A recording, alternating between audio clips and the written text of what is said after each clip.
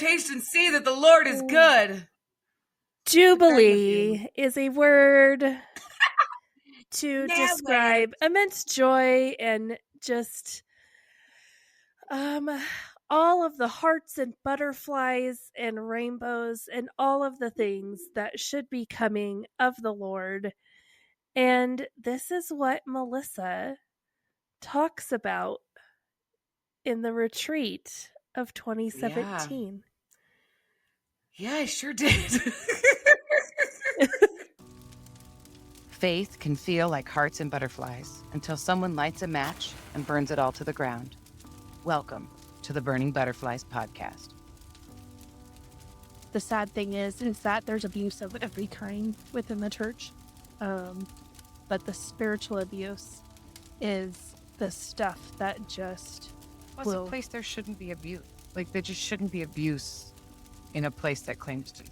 Well, it ruins your soul. If you're new here, we suggest listening to our prologue episode first. This is the story of two women's journey through toxic church culture and spiritual abuse, all while finding healing in the end. Sometimes it's just the facts, and if you get offended by it, that's a you issue. And if we can't be mature enough to have these conversations, even if some of the topics are difficult, then shame on us.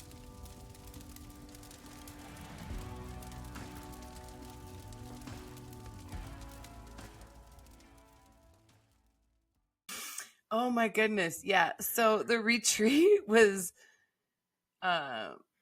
called Joy, but we don't just call it Joy because that's just too easy. So we find a word in another language. I think we found Japanese, and I think, didn't it come from something like they were Googling like symbols of joy and the cherry blossom tree, like the cherry blossoms. It was something along those lines. It was, we had an amazing artist at our church, and she did this entire like the Japanese symbol for joy with a where you carve out on like the printing. Yeah. And so you carve it out into the rubber and print, and you make all these different like prints, and then that's what you get. So there's like a certain number. They are all different because of the stamping method. And then that's it. That's what you get. A limited number of these pressed prints. And there's like a name for it. I can't think of it, but whatever. Sorry. And so our artist friend had done that, and we gave away these like limited number of prints that were done. The whole thing was centered around joy. And like the shirts had the cherry blossom. Like we were embracing our Eastern roots. Yeah, Japanese culture in a church full of white women. And nobody could say the name of the word of joy in Japanese. We all tried. I think it starts with an H. I don't even know. It was like you're a Kobe or... Oh, it started with a Y. You're right. That's what it was. There was a whole skit about how to say it. That like, I think if that skit were to make it onto like mainstream media today, like we would get in huge trouble because it came off very racially insensitive. Oh, no. Looking back, honestly don't remember any of the skits. No, they did it on stage at church, like to like lead up. It was like try to like rally women to like sign up for retreat, and it was essentially a bunch of white ladies like standing on the stage, and the whole skit was that it was the Japanese word for joy, and no one could say it right. How funny! And yeah, it came off a little insensitive, but hey, that's very on brand for Come As You Are. We're trying, though. We're trying to be inclusive. Yes. This is actually the first retreat I do not attend. So My very first retreat was in 2004, and so we're Yeah. 2017. This is the first retreat of me as an adult at the church that I have not Well, so attended. you insulted the shirt last year, right? Was that last year or the year before? You insult the Yep, shirt, yep. and It now was, you don't go. and I got in trouble for being mean to the children's ministry director, which we found out having dinner with her that she's like, I didn't even talk to Charlotte. I don't even know why Charlotte told you I was crying because of you. Like, I was crying because I had my Yeah, own crap she going was on. having like an Like, emotional retreat, like dealing with stuff in her home life, and just totally wanted to be alone and just never like the insanity. Like that was mind blowing to me when she's like, what happened? She was like, oh my goodness, this is what I was going through, and I just wanted to be by myself and work through these things with God. And the fact that that was used by somebody and said yeah. she is crying because you excluded her, and she's like, I never felt excluded. You can't make this stuff up. Like, you just can't. That's just too No, much. no. Yeah, so So you've been in I trouble and now you decide, don't go. yes. So I decide I'm not going.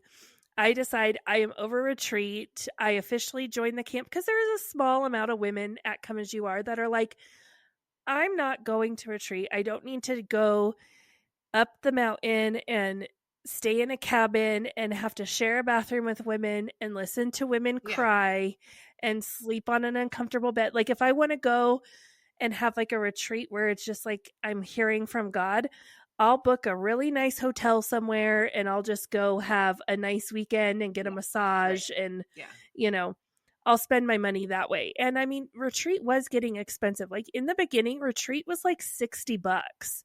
And so we're like creeping up. It's like 150 to go to retreat now, right? And so it's just it's getting a little insane. And so I decide I'm not going to go. And I use the excuse of this is going to sound so pompous when I am spiritually beyond the women's retreat and it doesn't do anything for me spiritually anymore. And so I don't need to go and to that's retreat. what's so funny. What's so funny is the fact that you say that is like, we've talked about how like you get there and you just want to be a part of this thing. You want a shirt, you want to be included in this big thing that we do, this retreat, this Mecca every year. It's like such a big deal. And then there is a small, I mean small, like I could count them on less than one hand, sect of women who do not like, it's not just like they're like, no, I don't want to go. They don't go. They don't participate. They have reached a level where they're like, we don't do that. And the way that it is, like the women I'm thinking of, like that narrative is the narrative where they are beyond, like spiritually matured past retreat. So it's no wonder that that's your excuse, because it's so funny. You go from wanting to be a part of like, I just want a t-shirt, to like, now I just want to be a part of the small sect that doesn't go, and I want it to be okay. I want to have attained enlightenment past a transcend retreat. Well, and like I honestly believed that too, that I was beyond retreat. Like I really did feel like I believed it. But honestly, like looking back and like through the lens of therapy, like I didn't want to go because the last year sucked so hard. Like the last year was like awful for me, and I was like, why? I'm not going to do that to myself again. And like we had merged mom's group, right? And mom's group was going well, but it was like teetering on the edge of like someone was going to say something and it was all going to explode. Well, and you know what? It's really not like, it is like you have transcended women's retreat, just not in that way. Like there is a level of like, you're like, I'm so tired of just going, and the purpose of retreat and what it's being touted as is not really what you're getting out of it and what is happening. And so, yeah, you're like, Yeah. I am done with the emotional manipulation. Right. Like that's it. Yeah. That's what you're done with. You don't call it that. You don't realize that. You don't know that until you look back and you're like, Yeah. I was just really tired of being drugged through the emotional mud and being manipulated. And this being needing to be something and that it's not. And that's great. And it should be, because I think we're going to dive into like in the next episode too, some of these concepts. So I'm not going to like go down this rabbit trail here, but like, we say it's supposed to be one thing, but then the execution of it is something entirely different, and you're just wrecked. Like, no, you don't want to go sit around a table and cry with a bunch of ladies over stuff that's not even like, I don't even know. Like, I can't even think of a word right now. So just keep going. I can't. And I would honestly say this is like the start of when I just turn into a giant bitch to people. Like, because I did want to include people and I did want other people to like come and like help me do the things that I was doing, because I was starting to get overwhelmed with like, I was the only person doing the stuff for the church. Like, you know, the website and the social media and taking pictures and all of this stuff. Like, I was the only one. And so there was a lot that like I wanted other people to come in, but it was also like I had this standard that I was being held to by Tom. And so then I took it upon myself to hold everyone else to that standard. And I came across very much as though like, well, you can't live up to this, then I was perpetuating that, like, well, where's your faith and why are you doing this and why wouldn't you do this for God? And you know, like, just kind of, I also think like that was being toted around you also. Like, I would say as an outsider, it was like Amanda like is the one who does it and you have to do it. Like, people were being discouraged from participating because you were doing it. Yeah. And like, I mean, I do know that I was this measuring stick that was held up for so many other people. But also I didn't help myself in that situation, because when people would actually have the balls enough to like come and want to help, I would be like, okay, well, here's our incredibly high standard because we're doing it for God. And so if you can't meet that standard, then you shouldn't be doing it. And it was, I mean, like, I would say that that's the experience that I had of like, everything had to be done a specific certain way and don't mess it up. Like, I mean, these are things that I was told, not from you. So I mean, I 100% can see that, like, because in my mind, it was like for me to need to, because especially being involved in women's ministry things and in retreat, like if there was anything that needed to be done, it would be like, but don't mess up Amanda's system. And don't cause a problem for Amanda. Don't do anything that's outside of like, this has to be red, this has to be blue, this has to be green, and it can't be any other shade of red, blue, or green, and it can't be any other way. And so it would be made so many hoops and things that you would have to jump through to get anything done that you wouldn't even want it. Like, you just wouldn't do it. It was too much effort and too much work. And these were the things that you're being told from other people, not from you. And like, you're sitting here being like, I'd love some help. And then people show up and you're like, but it's not my standard. This is like the God ordained commandments straight from Moses' way we do this at this church. And Tom's going to be mad if it's not. Like, you're holding up some other standard and nobody can do anything. I thoroughly was convinced that I was holding God's standard and I was holding people accountable to God's standard. And all I was doing was I was holding people to what Tom wanted. That's all I was doing. And how would you say that it couldn't vary? Like, it had to be so that I would say though, that, I mean, I think we've mentioned that a lot on this podcast, is that there was a reason why other teachings and things were completely frowned upon. But I don't think people understand how much he clings to the parameters that have been set in his world, like to an insane amount of like, you cannot vary from this. And it's really just a defense mechanism and a protection.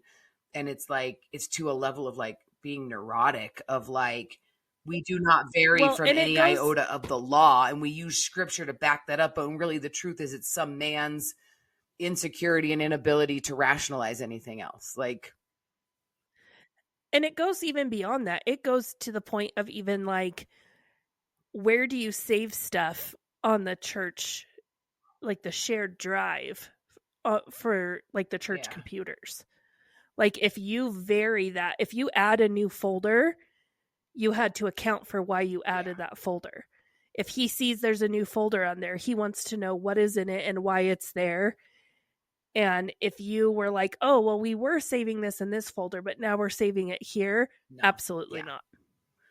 Yeah. Like it's almost like a very like OCD level of like, don't move it. And then like, you think that like, this is all in the name of this is how church is done. And reality is you're just dealing with one person's mentality of what they need to succeed. Yeah. And like, I mean, this is the point in time where I have jump drives for everything. And they all are labeled with my name. So I have like a women's retreat jump drive. I have children's ministry jump drive, and they're all labeled with my name because I couldn't put anything on the shared drive unless I was ready for Tom to look at it and critique it. So there was no like this file, this project is a work in progress, and it's not the final draft yet. There was none of that. So you could not do things until it was the final draft for Tom to see. Just to see that level of control, like that level of like personal, the personal level of the control that needed to be had from this leader, like when you break it down and you get to the core and you're like, this is the root of the control is stemmed from one person. And it just branched out. And then the entire church was run from this level of like neurotic control. Yeah. So that I'm serving in the office because I'm doing like family ministry and stuff like that, but I am 100% hands off in this retreat. I have nothing to do with it. The last retreat I had given over the binders, but I had like people could come to me and ask questions, right? This retreat, I have absolutely nothing to do with it. I see the colors and the picture come through and I'm like, well, I'm kind of glad I'm not going to that retreat because it doesn't seem like something I would enjoy. So I'm not going to be too upset about missing it. But Charlotte is upset because for Charlotte, I'm a problem. She doesn't like me. She doesn't want me there.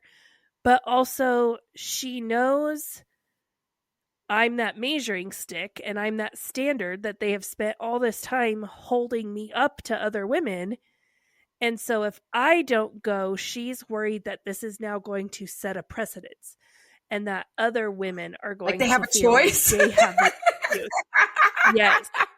Oh gosh, you made a choice. Don't do that. People will think they have a choice. You can't do that. So she offered to pay for me to go if it was a financial thing. I said it's not a financial thing. I just don't want to go. Then she had Barbara Jean in the office. Her and Barbara Jean added me to the list. She's manifesting it. And so I think it was more... Charlotte tried to push it off that Barbara Jean must have done that and she just assumed I was going. I think Charlotte added me to the list and Barbara, because I got a phone call like the weeks leading up to retreat being like, you haven't paid for retreat yet. Like you should have paid a deposit at this point.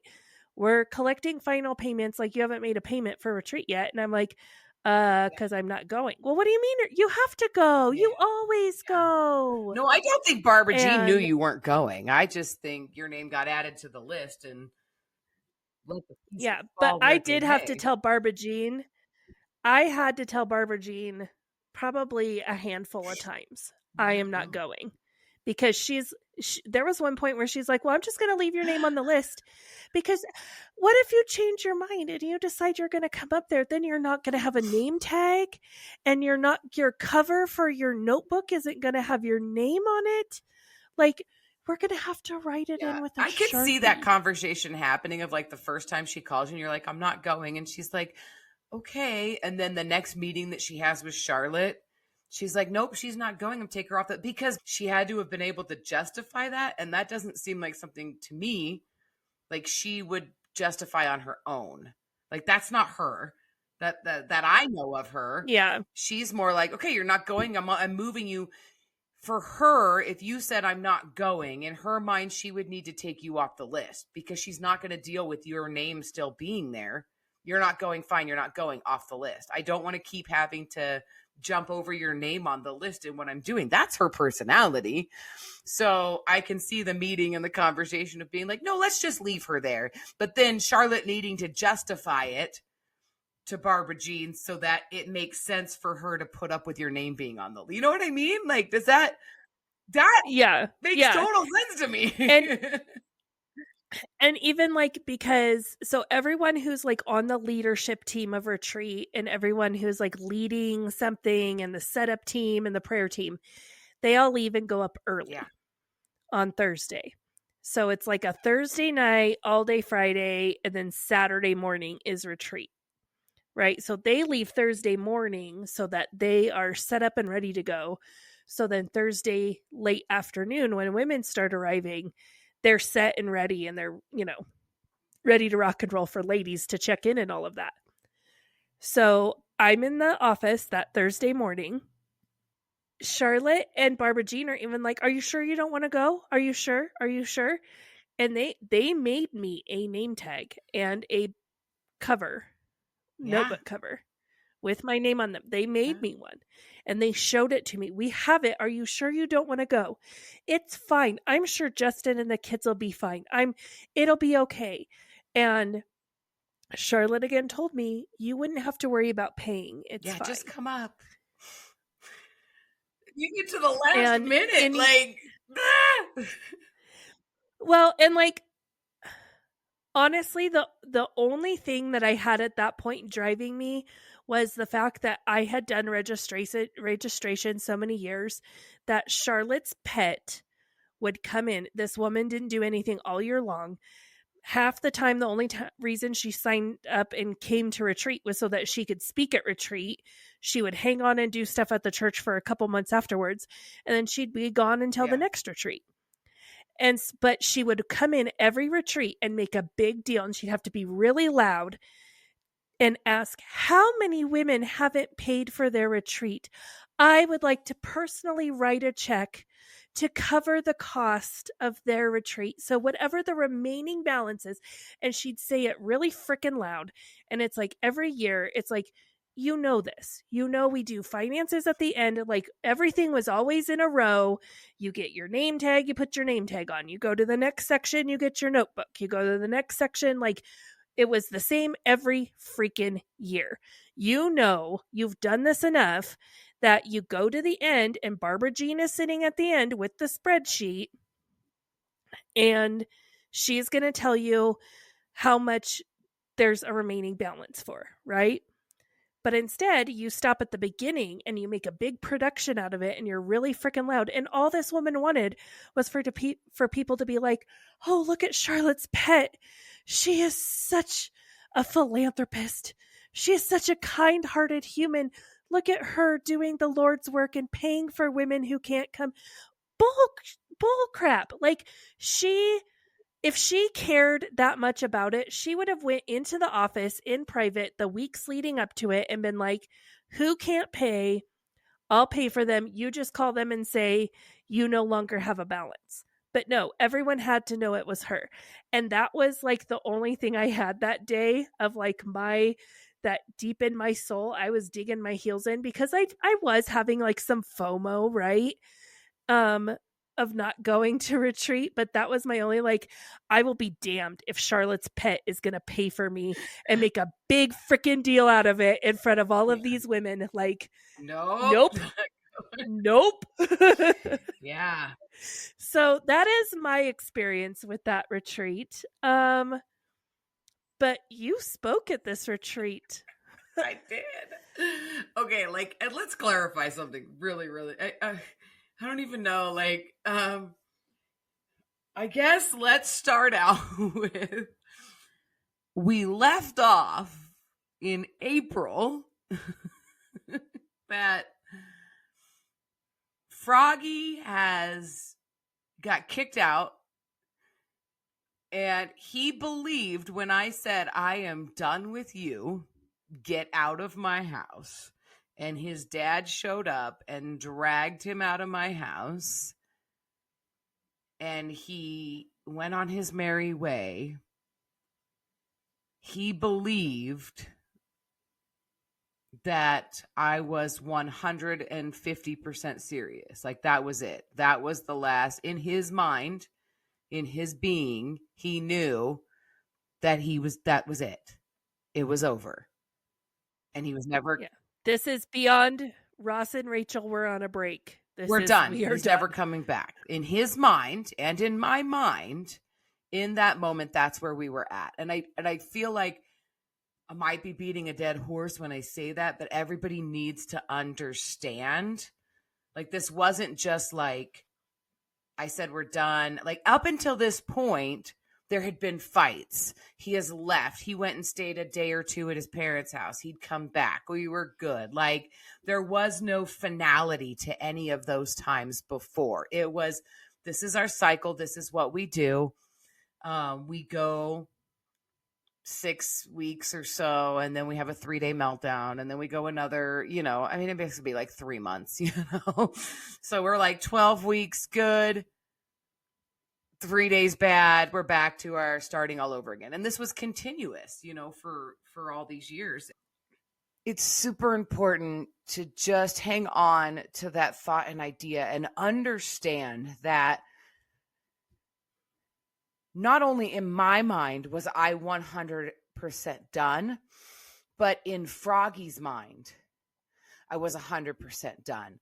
Like, he had started hanging out with his circle of I always call them his drug friends. Like, that's just how I've claimed, like, this is how I compartmentalized it. So he starts hanging out with a different circle of people. And it's the people that he uses drugs with. And he's got this job and he's working with these people also. And I don't say these people like a negative way, but he's also working in the groups with these people, with his friends. Like, they're all working together. And, and we went on this family trip in January, and he went from, like, at whatever point he went from, I'm living this good, clean life and I'm going to try again and I'm starting all over, to shooting up meth on a family vacation. Like, and I understand that there's a false sense of, I've mentioned, like, we get these like innocent ways of, we're like, pot is the gateway drug, and you think that like the slope takes a long time to get to these places of rock bottom. But the more that you visit these places, the quicker and shorter that slippery slope is. And so maybe when you're a teenager and you go to a party and there's people doing drugs at that party, and you've maybe having your first sip of beer, you may never slip down into doing, hard drugs because you had a sip of beer at a party at 16 where somebody was doing hard drugs, right? Like, that slope is, it's not instant. It's not, oh my gosh, you went to this party and now you're doing heroin and you're dead in the street. Like, that's not how it works. But the more you visit those places and the more you participate in these things, the easier it is to step into these things. And once you've gone there, like, so it's not like So part of me is like, I don't know exactly when he started using again, but it doesn't surprise me that it could have been the next day, like from the moment that he decided I'm going to jump back into this world. It wasn't a long time before he's on a family. I mean, it's months. And that's not surprising because it's almost like you just pick up where you left off, if that makes sense. I guess if I was to clarify. Okay. Yeah. So we get to April and it has come to, it's come to a head of like, we're done. Like, I'm done. Like, I'm not doing this. I'm not going back down this road. Like, I absolutely refuse. Like, I did not know about the drug use in January at this point. I didn't know that that's what he was doing. I didn't know this group of friends that he worked with. In April, I did not know any of that. I just know this man is a raging psychopath and I'm done with it. And it's gotten so bad at this point in April that I fully believe it's never going to get better. I'm not going back down this road. I refuse to do this and I'm done. 100% done. And so 2 weeks go by. And like I said, I woke up and I was like, God said I have to go get him. Like, I put on my warrior mentality and I was ready to go to the depths of hell and retrieve this man straight from Satan's hands. And you laugh, but I mean, this is No, like you were how motivated. Like, I'm not laughing at you. I'm laughing. Oh, I know you're laughing. No, but I'm saying like it. No, I'm not criticizing that you're laughing, but I was fueled with the power of every entity in the heavens. God himself was going to carry me to the depths of hell, and we were going to rip Froggy from the claw-strutted hands of hell and Satan. Like, that's the level. I want people, I hope I'm painting a picture of the motivation that I had to do. No, I'm laughing because when you tell this story, all I hear is that TikTok sound like Holy Spirit, activate. Oh yeah. Oh yeah. that's what Holy you were Spirit, doing in the depths activate. Of your heart. Yes. We are to biblical levels of miracle proportions. We are parting the Red Sea. I am going in fully armored with the armor of God to the depths of hell to rescue this saint that has fallen. And, up until a week ago, literally last week, like in real time, let's come out of this storyline for just a second. We sat down to plan these episodes and talk about what we were going to talk about, how we felt about these things again, because we do, like, we grow and we're moving on with our lives and then coming back and telling these stories. So we revisit these topics and we talk about it. And and I said, and I quote, I said, Amanda, I can't dispute that was God. Like, of all the things that I think and all the things that I believe, like, I truly 100% cannot, even to this day, refute that was God that woke me up and that was the voice of God that said, go get him, But the more we talked and the more we broke that apart, we start planning retreat in January. I mean, technically, there's a select few who at the previous retreat have an epiphany and a vision for next year. And Charlotte's like, well, hold on to that. We'll see if that's still what God is telling us. We're gonna hold on to that fire and see if it's still burning come next retreat. And like, I'll come talk to you. I'll come find you, because a lot of women are like, oh, for next year, we should do this. Like that, like during retreat while it's going on, like, are inspired for the next retreat. This is what God is speaking. This is what, because you have to remember, this is the Mecca. This is the new year. Like, this is like this is replace January 1st into May women's retreat. This is your new year. This is your vision for the next year. And so I would have been on board since the last retreat of like, I want to be one of the first people who has the vision for the next retreat. I want to be on board. I am participating. This is for me. This is my Mecca.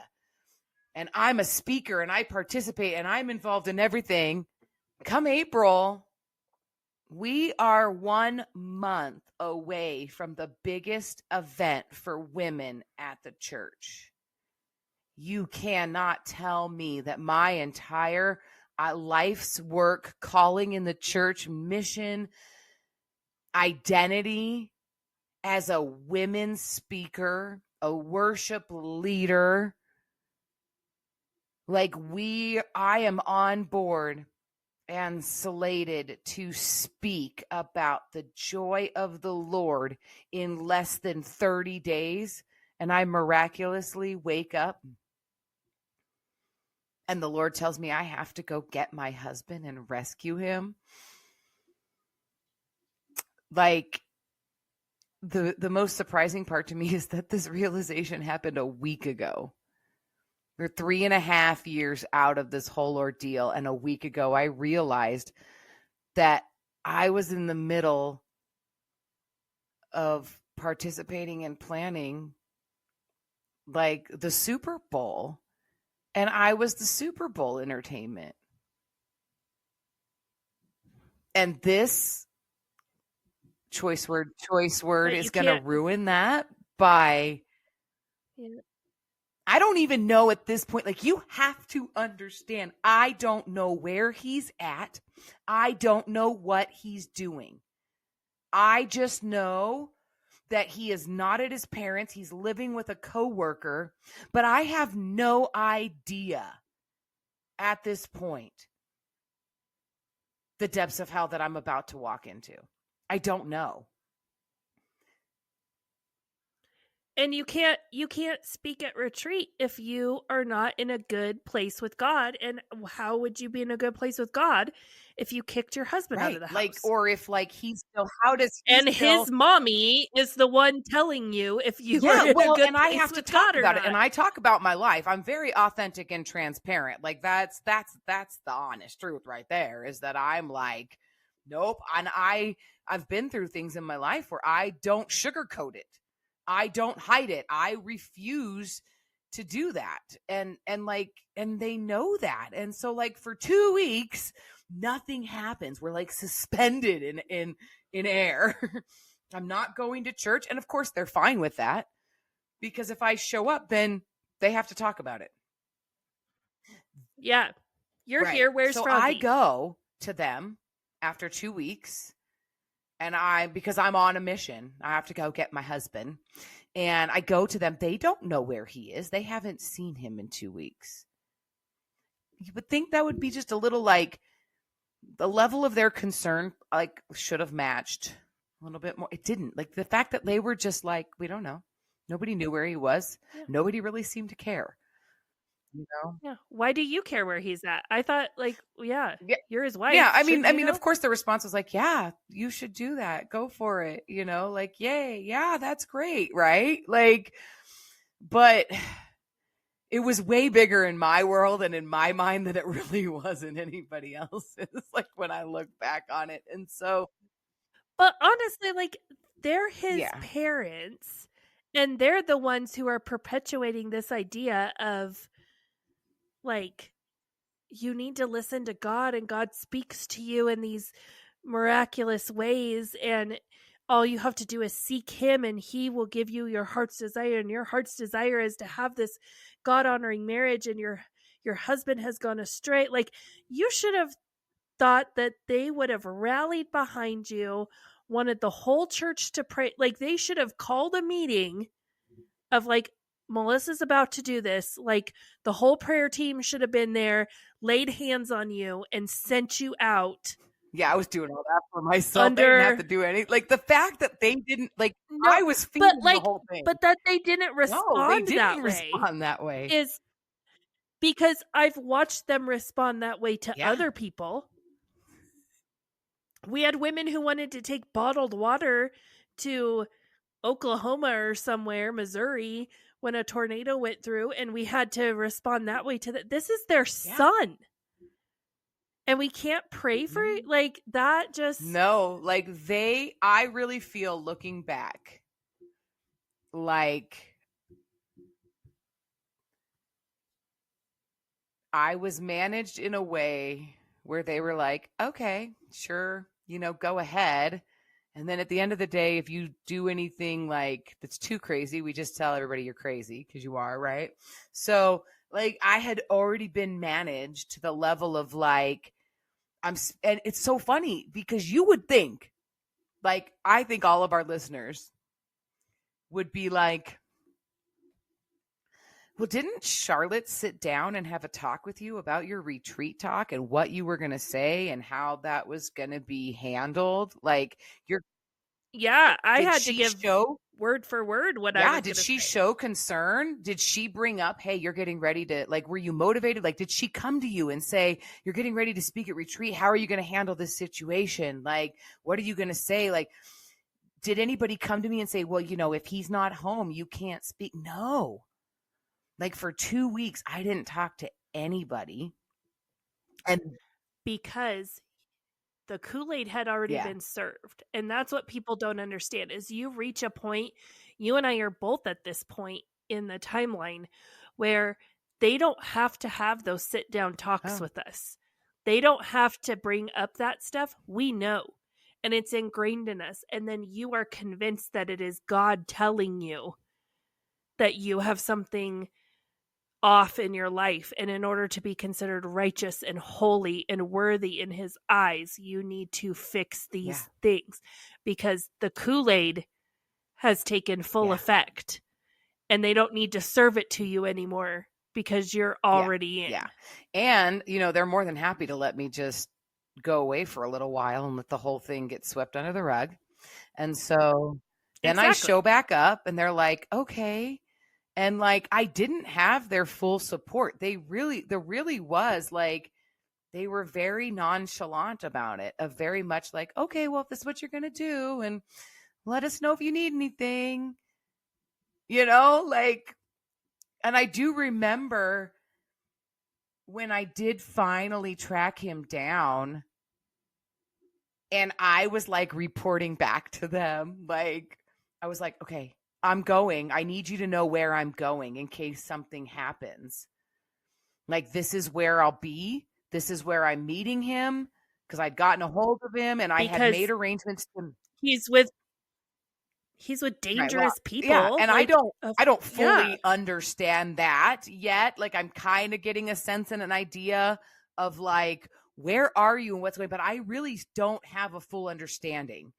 And then of what's going on. Like, I just think at this point, he's running around with these people. And yes, these people have been known for these things, I guess, but I don't quite understand all of it yet. And so I make arrangements to meet with him in a parking lot.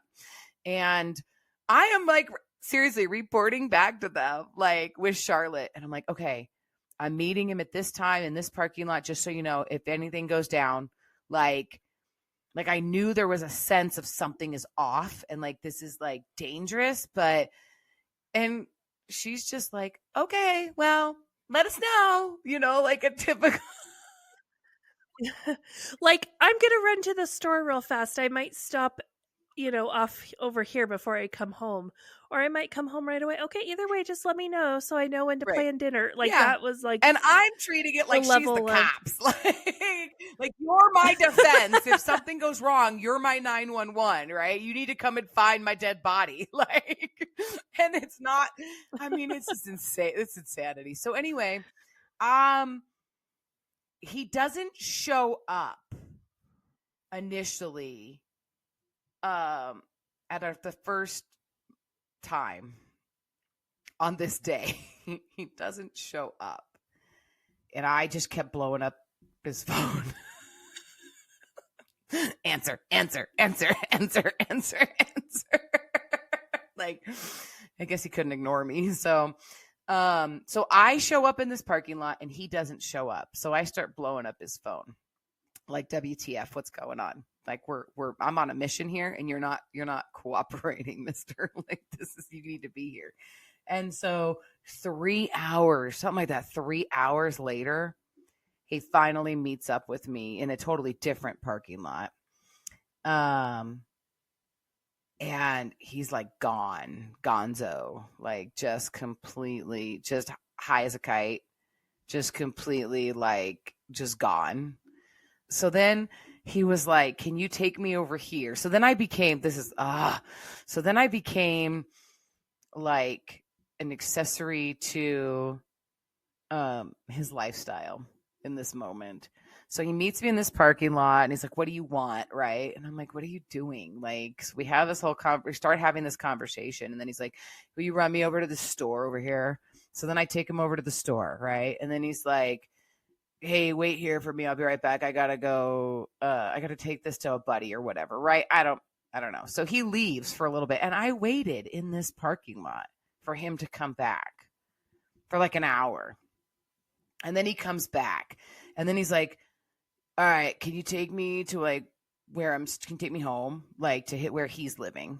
Right. And so I'm like, okay. So I drive him into the middle of not necessarily nowhere, but kind of nowhere, like odd. I've learned about so many places that exist that you drive past every day and you don't even realize that just right behind this nice fancy little place is like the slums. and so I drive him to this like hidden driveway trailer that is like run down and dark and down this dark dirt road into this, like, I want to say middle of nowhere so people like grasp and understand, but this is like 1 block off of a main thoroughfare. But you would not know that this is a road that leads to a little trailer house, like it's weird. And now I know it's there. And so it's this dirty, nasty, rundown trailer on this piece of land that's dark in the middle of nowhere. And so I was there until like midnight or something like that. Like, and he's like passing out. And then I said to him, and this will come up later and make a lot of sense into why I did the things that I did later. I said to him, it's fine if you want to live this lifestyle. This is what you want to do. I'm going to walk away from here. I said, I'm leaving. I've said my piece. I'm done. And I want you to know that I will never divorce you. I was like, you can file paperwork. You can do whatever you want. If this is the lifestyle that you want and this is what you want to do, then that's fine. But you will have to divorce me if you don't want to be married to me anymore, because I will never divorce you. You can file the papers. You can have them sent. I will not sign them. I will not consent. It can go through the courts without my signature on it, but I will never, ever, ever, ever, ever. I said, I made a vow to God to be your wife, and I will, from this point forward, always be your wife, regardless of the choices that you make. And he looked at me and he was like, really?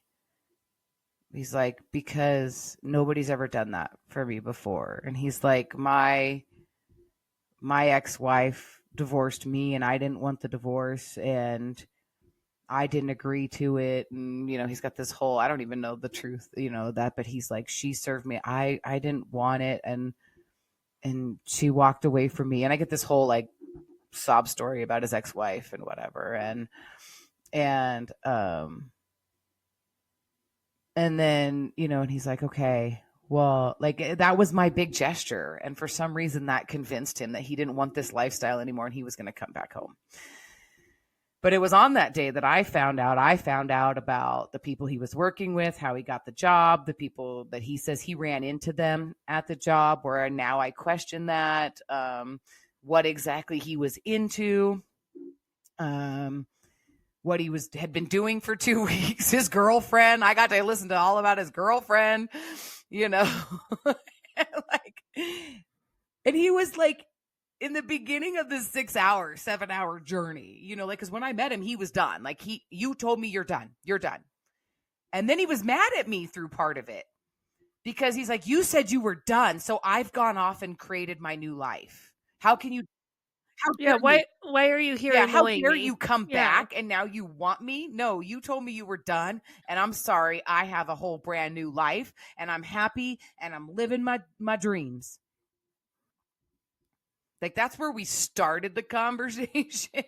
Like, God, it was just, and that's, I found out about, the drug use on the family vacation, and I found out about, all the details in that 7 hours. I got all the details of his lifestyle in the 2 weeks that he was gone, with how it started in his timeline at that point, with getting the job that wasn't associated with the church, and then choosing to hang out, the choices that he made, which of course at that time, this was all just coincidences and circumstances that happened to him, and he didn't have any choice. I met this person, so I had to go live this lifestyle. But yeah, and so that, and all of the details of that you go into with the Patreon episode that accompanies this episode. So head over to Patreon. If you want to hear about the story I got. What was really going on? What exactly? Yeah, because let's be real, Froggy was not going to church on that 2 weeks away from his wife. And so like, this is the end of, like, we're at the end of April. We're weeks. We're not even 30 days. Like, in 2 weeks. Because it would have been the first weekend in May. And this is like April 22nd. Like, we're at the end of April. And in a couple weeks, I'm speaking at this women's retreat. And my talk is called Jubilee. And I had done all this research on, the 7 years and then the 49 years of Jubilee and the biblical practices of that. And like Psalm 34, like, taste and see that the Lord is good, like, was the whole premise of my talk. And I came out in this talk, like, I had memorized Psalm 34, and I stood up and I allowed it to be silent. And then I quoted Psalm 34 as my exordium, my hook.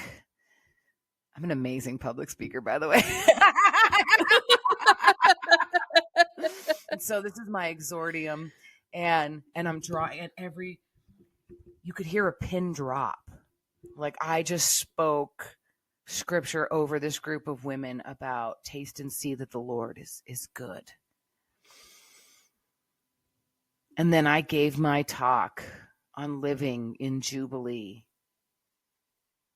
And, the big thing with scripture in these harvests and these seasons of Jubilee is that property was given back. Like, things were redistributed. There's like this big air of like, debt is forgiven. We are resetting. There's this homecoming.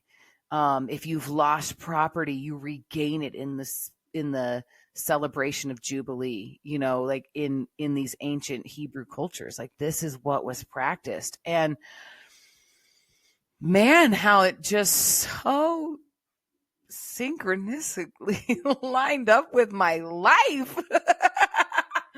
And how, yes, we could not deny. And I think this is like the biggest thing, is we couldn't deny that this was happening.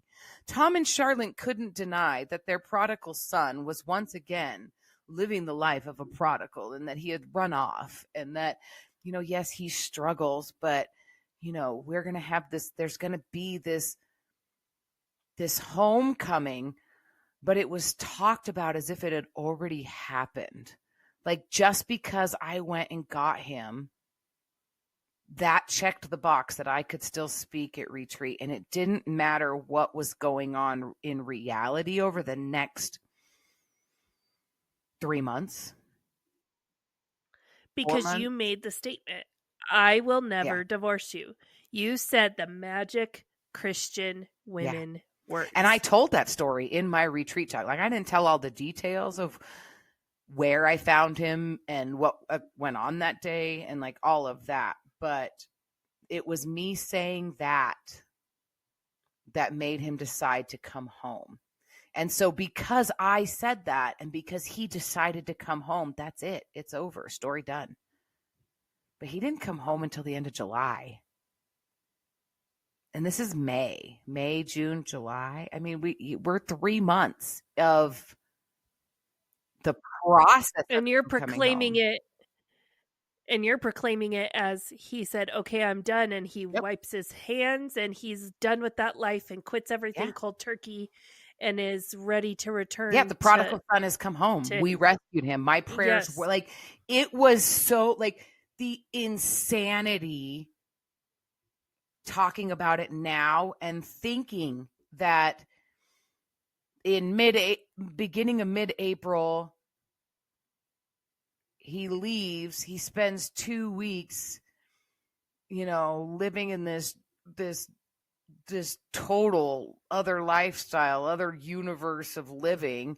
And then in 3 days, I find him and I proclaim, I will never divorce you. And boom, instantly he says, okay, I'm going to be back. And everything is like, that's it.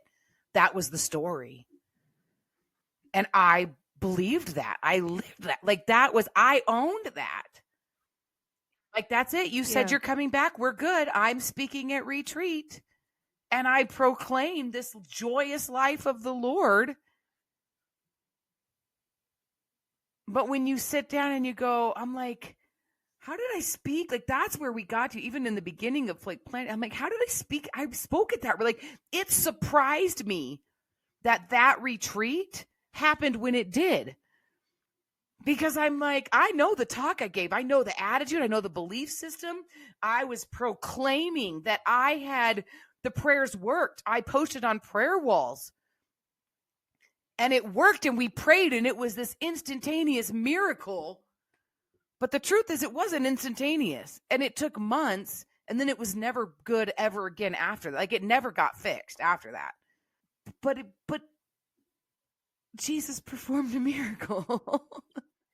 God sent me to go get him and I did. And then I could proclaim it at this retreat that we can celebrate and we can praise God that he rescued Froggy. Joy, unspeakable joy. When in reality, he was probably still sticking it to his girlfriend as you were speaking at retreat. Oh, yeah. Absolutely. 100%. And his side piece. I mean, I don't know. Poor girl. He was cheating on her too. Burning Butterflies is a listener-supported podcast. Today's episode was brought to you by our amazing supporters on Patreon. Follow the link in our show notes to learn how you can become a Patreon supporter too. Supporters get exclusive access to bonus content each month, including outtakes, cut content, and supporter-only episodes. If you've enjoyed this episode, please leave us a rating on your listening platform. Burning Butterflies is a production of Asha Media. Thank you for listening.